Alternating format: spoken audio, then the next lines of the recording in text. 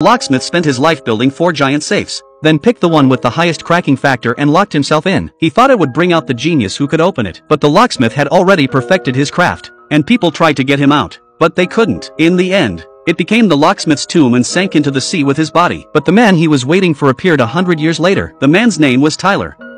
He was a bank clerk who worked at the bottom of the ladder. What people don't know is that he's also a master safecracker. It takes him 8 seconds to unlock a difficult lock. He dreams of one day unlocking the old locksmith's 4 sacred locks, but no one ever asked for such a master. Until the day came when someone sent him an anonymous email inviting him to try his hand. He thought it was just a prank, but Tyler thought it over and decided to find out. He followed the email to the designated location, and after matching the code word, the bouncer took him to the inner sanctum. There was no doubt that this place was filled with some of the best locksmiths in the city, but Tyler was puzzled. What he thought was a serious meeting turned into a locksmithing competition. Before he knew it, someone else was picking locks, followed by a second and a third. With only 1 slot left, Tyler began to make his move. He puts his hand on the combination disc and turns it a few times to get the last spot. The second round was more difficult, but it was no problem for Tyler. This time, the long-haired man was still the first to start, and after him, it was Tyler who succeeded. So they entered the final round. However, this time, the difficulty of the crack was obviously several levels higher than the previous one, and even the confident long-haired man took out his special equipment. But Tyler remained calm and even chatted with his opponent until he started to take it seriously with only 30 seconds left on the clock. As the code discs turned,